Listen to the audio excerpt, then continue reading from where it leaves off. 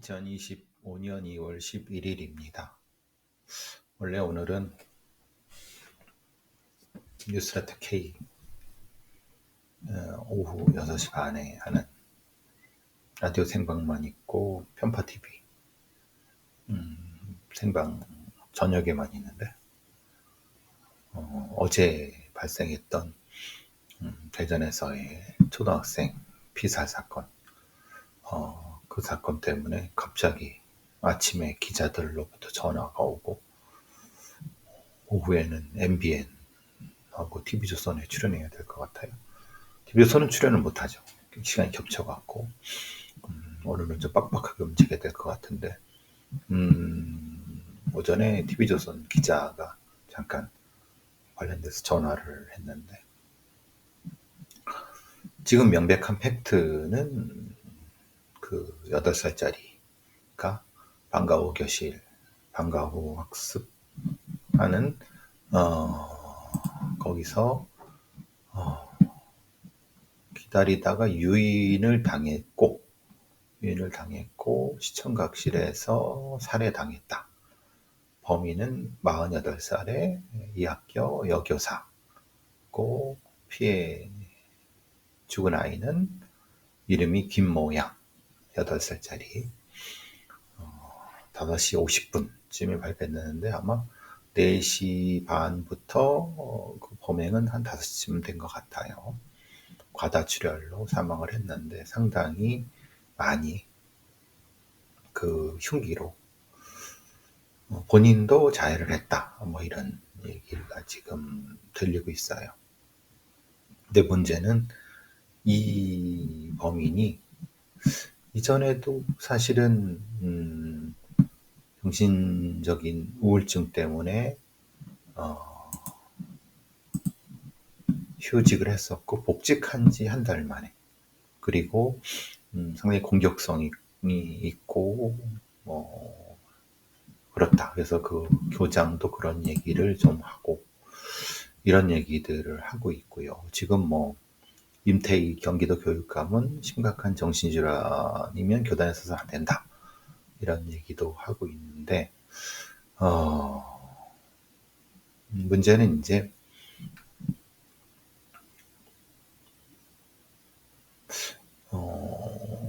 이런 경우 심각한 우울증으로 휴직을 했는데 복직을 하는 과정에서 확인이 안 됐다. 말하자면 실제로 이제 1년 정도 휴직을 하고 복직하면 이 사람이 진짜 그 병이 다 난 건지 아니면 이게 다 될 만한 건지 사실 이것을 확인하기가 사실은 쉽지 않다. 그러니까 어떤 관리 장치가 필요한 것이 아닐까라는 생각도 지금 하고 있는데, 근데 문제는 그겁니다. 이 사람이 사실은 휴직을 한 이후 휴직을 허락을 했겠죠. 교육당국에서, 교육청에서. 그럼 그것이 일정 정도 관리가 됐어요. 왜냐하면은 이 사람이 정신적인 문제가 있는 상태에서 그랬다고 하면은 치료 기간 있고 치료 과정에 대해서 추적을 좀 했어야 되는 거고 추적이 안 됐다 하더라도 복직을 요청하면은 실제로 휴직한 어떤 이유에 대해서 그것이 해결이 됐는가를 확인해야 되는데 확인할 수 있는 방법이 있느냐? 본인이 다 낫다고 하고 그러면 휴직을 받아주는 정도였다고 하면은 교육청의 잘못은 없느냐? 이런 부분. 물론 이제 임태희 여기 교육감도 얘기를 하지만 여러 가지 면에서 이런 정신적으로 위험한 문제가 있는 사람을 걸러낼 수 있는 방법이 필요하다. 근데 이게 모든 교사한테 적용돼 일반적으로 그 하나만한 소리죠. 사실 이 사람은 계속 언론에 난 것처럼 지속적으로 극단의 선택을 시도한, 자살을 시도한 경력이, 이력이 있다.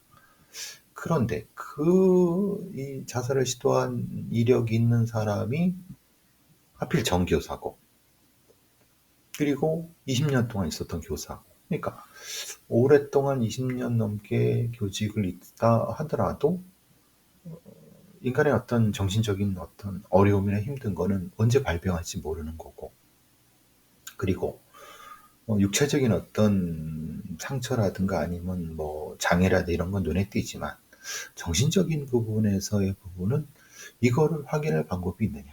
특히 매우 스트레스가 높은 직종, 특히 뭐 학폭 문제라든가 여러 가지 아이들에 관련된 부분들, 특히 2번 같은 경우는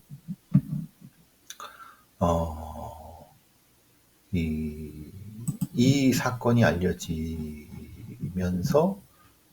그 교사 커뮤니티에서는 아이가 죽은 부분에 대한 보다는 오히려 부모가 아이의 휴대폰에 부모 보호 애플리케이션, 이거는 사실은 이 앱을 깔면은 전화를 걸지 않아도 그냥 일종의 실시간 무전기 같은 느낌이에요. 그러니까 부모는 이 아이가 들고 있는 마이크를 들고 그 소리를 듣는 느낌이죠.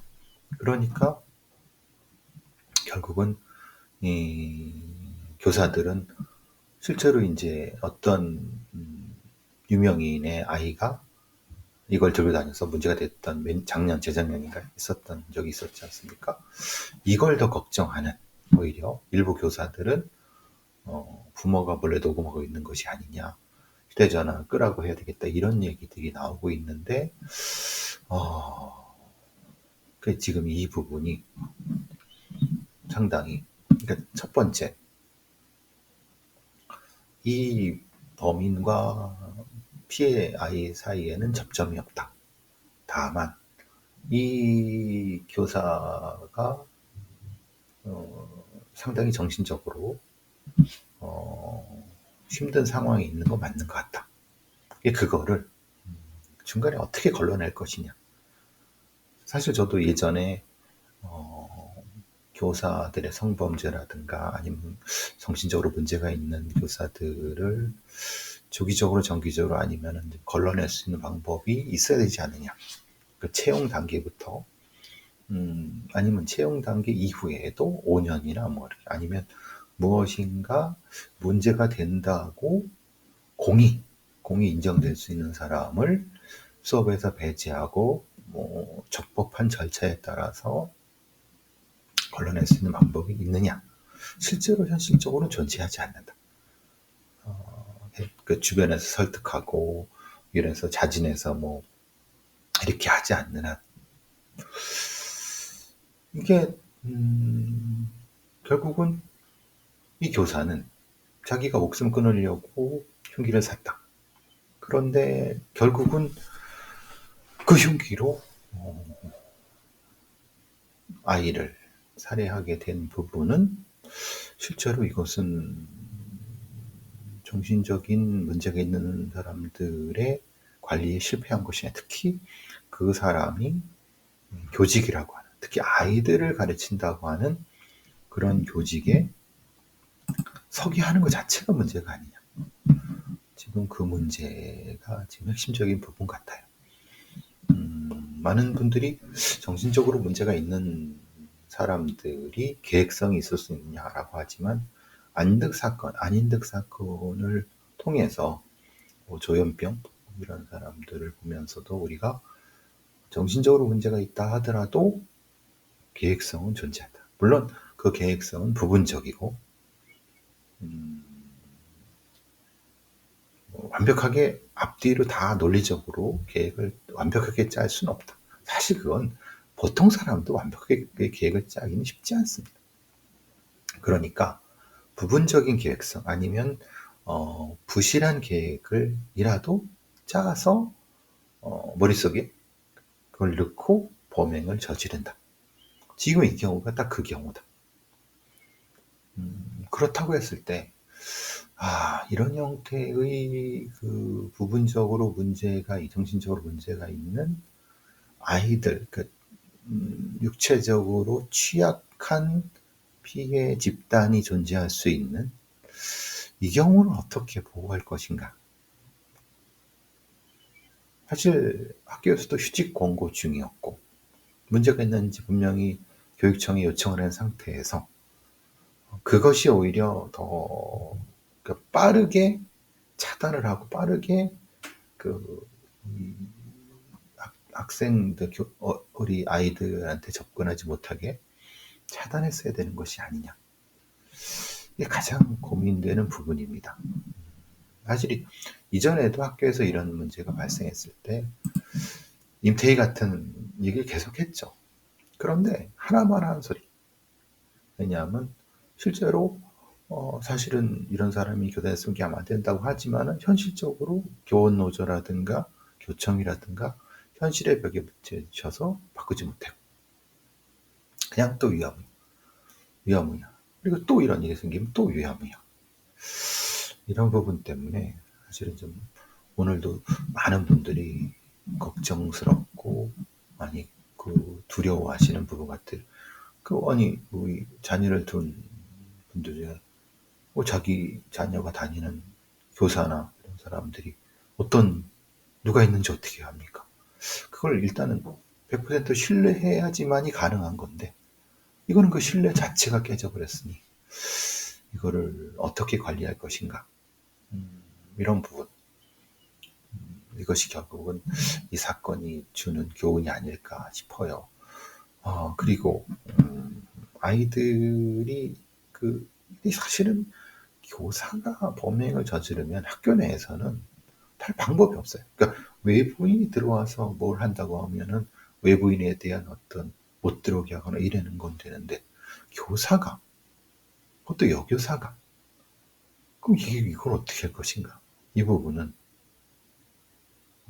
결국은 교사들에 대한 심리적인 어떤 관리, 이 부분에 초점을 맞춰야 되지 않을까라는 생각이 일단 교사 학교도 안전하지 않은 맘카페가 지금 난리 난 부분, 이런 부분이 아닐까. 어떻게 이거를 관리할 것인가에 대한 유가족들은 계획범죄고 살릴 수도 있었다. 왜냐하면 분명히 조짐이 나타냈고 그 조짐 나타난 부분에서 분명히 문제행동을 일으켰고 그것을 차단했어야 되는데 결국은 그 사이에 이것이 벌어진 것이 아닐까라는 그런 얘기를 하고 있습니다. 참 답답하네요. 이게 이런 일이 벌어지면 이게 참 대안이 참 어려운 부분이잖아요. 어쨌든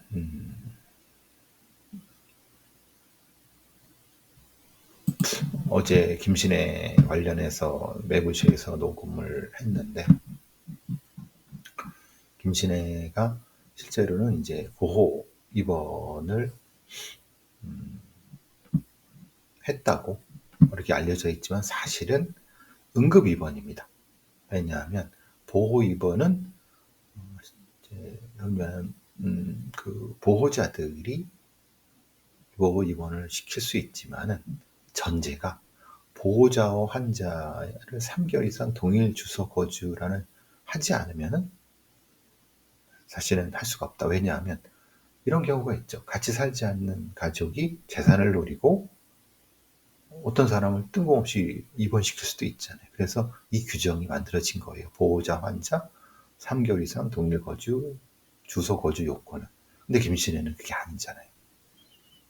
그래서 응급 입원은 됐는데 보호 입원은 되지 않아갖고 실제로는 입원이 안 된 거죠.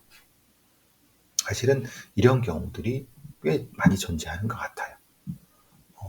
동아일보가 전국 정신의료기관 20곳을 취재한 결과 3개월 이상 동일 거주지 요건을 못 채워서 보호 입원이 거절된 사례가 16곳이 나왔다고 해요.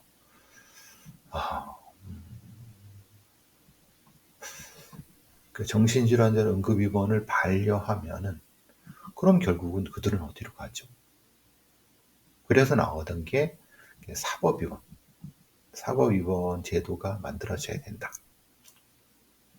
그래서 환자와 가족마다 상황이 다 다른데 사고 위본 같은 시스템으로 환자를 돌봐야 하는데 그게 안 되고 있어서 결국은 또 정신질환자의 관리에 구멍이 뚫려진 것이 아니냐. 이게 동아일보 단독입니다. 우리 교사 살인 사건 그거 연관이 된 건지 어떤 건지 모르겠지만은 어쨌든 동아일보에서 단독이 나면서 비슷한 류의 그 기사가 나왔네요. 그래서 소개 한번 해드립니다. 자, 사건 하나가 좀 급하게 올라와서 한번 알려드려봤습니다.